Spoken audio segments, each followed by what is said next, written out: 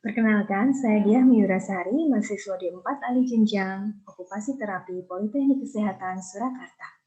Pada kesempatan ini, saya akan mencoba membuat uji validitas dan reliabilitas instrumen pemeriksaan Kettering-Bergego Scale. Pemeriksaan ini bertujuan untuk melihat tingkat neglect pada pasien stroke.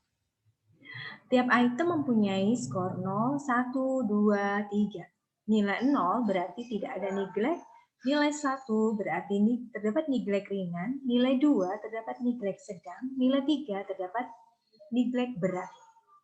Total skornya dibagi menjadi 4. Yang pertama, jumlah total skor 0 berarti tidak ada neglect. Jumlah total skor 1 hingga 10 dikategorikan neglect ringan. Jumlah 11 sampai 20 dikategorikan neglect sedang.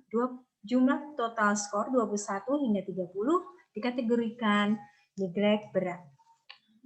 Saat ini kita akan mulai dengan uji validitas terlebih dahulu. Uji validitas merupakan alat yang digunakan untuk mengukur sah atau valid tidaknya suatu kuesioner. Suatu kuesioner dikatakan valid jika pertanyaan pada kuesioner mampu untuk mengungkapkan sesuatu yang akan diukur oleh kuesioner tersebut. Uji validitas ini akan menggunakan korelatif bivariat Pearson. Nah, kita akan mulai.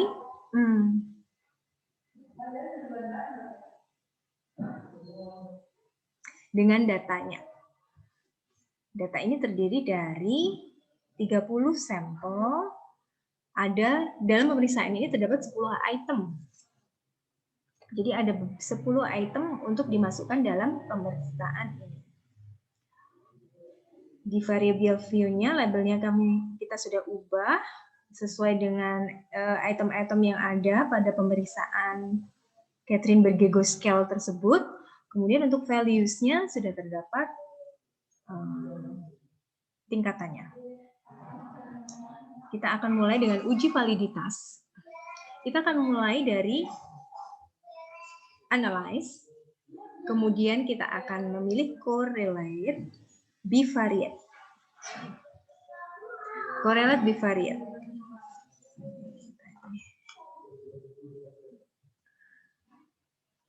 Nah, pada awalnya kita akan pindahkan semua item yang ada ke variabel. Kemudian kita akan klik Pearson. Nah, kita kemudian akan OK. Lalu akan muncul output.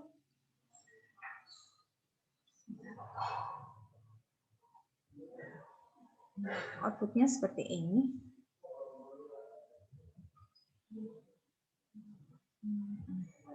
Oke. Outputnya akan terlihat seperti ini.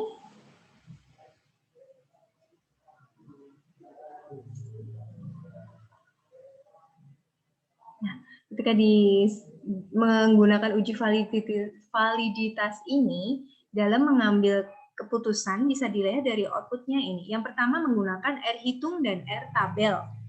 Nah, jika R hitungnya lebih besar dari R tabel, maka dikatakan valid. Tetapi jika nilai R hitungnya lebih kurang dari nilai R tabel, maka tidak valid. Dalam hal ini, sampelnya ada 30, jadi R tabelnya ada 0,361, maka bisa dilihat di orientasi.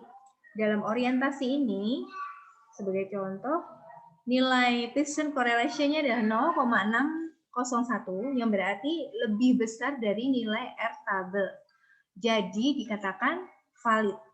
Kemudian, yang kedua, kesadaran terhadap ekstremitas, nilainya 0,490, lebih besar dari 0,361, valid.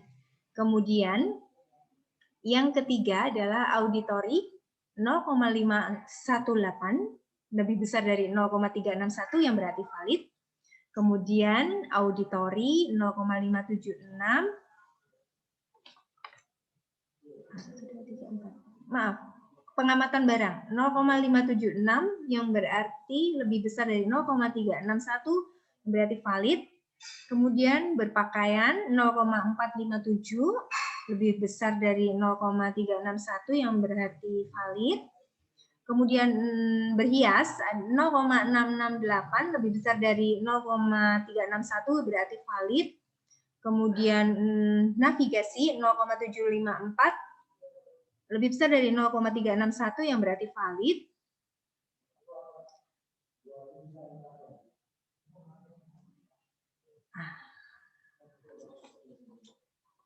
Oke, kemudian dilihat untuk pembacaannya akan terus seperti itu hingga selesai. Jadi ketika nilai R hitungnya lebih besar dari 0,361, maka dikatakan valid. Yang kedua menggunakan nilai signifikasi. Nilai signifikasi terdapat di sini. Jadi nilai signifikasi ini dengan probabilitas 0,05. Jika nilai signifikasinya kurang dari 0,05 dikatakan dan Pearson correlation-nya positif, maka data ini valid. Nah, jika nilai signifikasinya kurang dari 0,05 tetapi nilai Pearson-nya negatif, dikatakan tidak valid. Nah, jika nilai signifikasinya lebih dari 0,05, maka dikatakan tidak valid. Seperti ini. Yang pertama misalnya orientasi ini 0,000, dia lebih kecil dari 0,05 dan nilai Pearson-nya ini adalah positif, maka data ini valid. Yang kedua, 0,006 ini 0,006 lebih kecil dari 0,05 dan nilai Pearson correlation-nya positif, maka dikatakan valid. Demikian menghitungnya hingga selesai. Maka data ini dikatakan valid.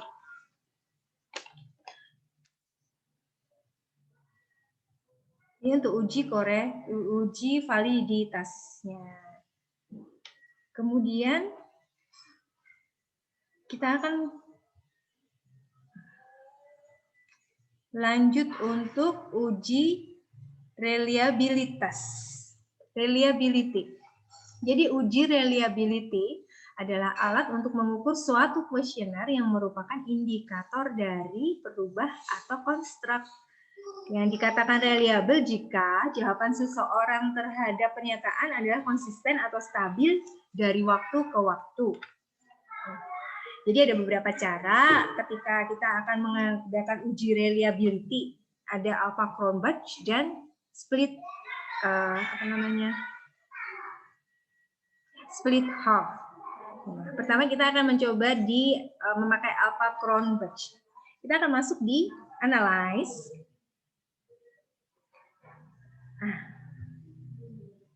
Kemudian kita akan analyze. Kemudian kita akan ke scale. Kita cari reliability analysis. Nah, ini tadi mana? Awalnya dari sini, kita akan masukkan semua item ini ke kotak kanan di item. Kita akan menggunakan alpha Cronbach. Kemudian kita akan memilih scale ini. Oke.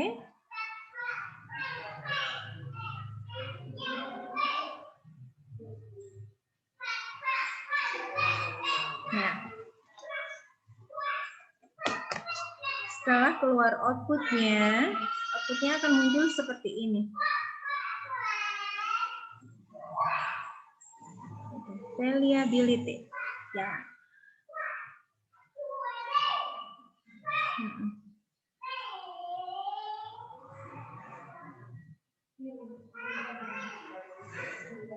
Jadi nilai alpha Cronbach-nya, jadi penghitungannya adalah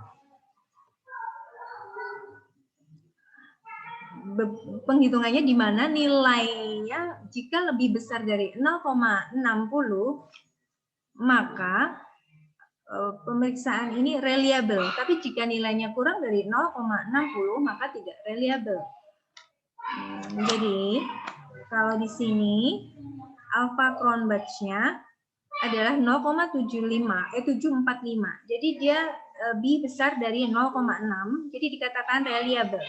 Jadi di tiap itemnya lebih di alpha Cronbach's alpha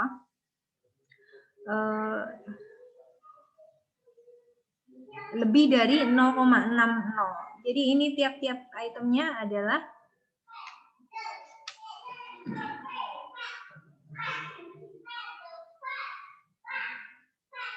reliable.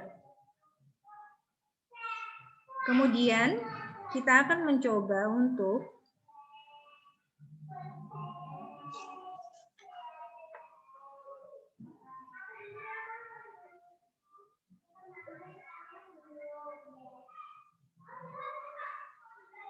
menggunakan split half. Jadi sama, kita akan mulai dari analyze, kemudian scale, kita pilih reliability analysis. Karena ini tadi sudah ada, nah kita ulang.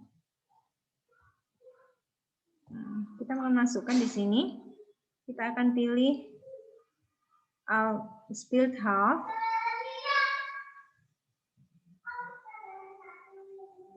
Lalu kita continue dan oke. Nah, kemudian akan muncul outputnya yang seperti ini. Oke.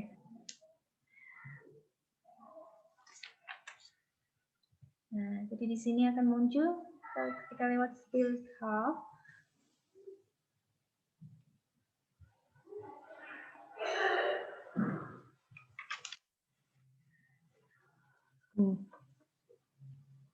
Untuk split half hanya bisa digunakan untuk instrumen yang pengukuran jumlahnya itu genap. Jadi jumlah itemnya itu genap. Nah, kemudian pengamatan keputusannya jika hasil analisis korelasinya analisis korelasi ini lebih dari 0,80 lebih atau sama dengan 0,80 maka dikatakan reliable. Kemudian jika kurang dari 0,80 berarti tidak reliable. Jadi kita bisa lihat di sini correlation between Spearman-Brown koefisiennya lebih dari 0,80. Jadi bisa dikatakan bahwa instrumen ini sudah reliable.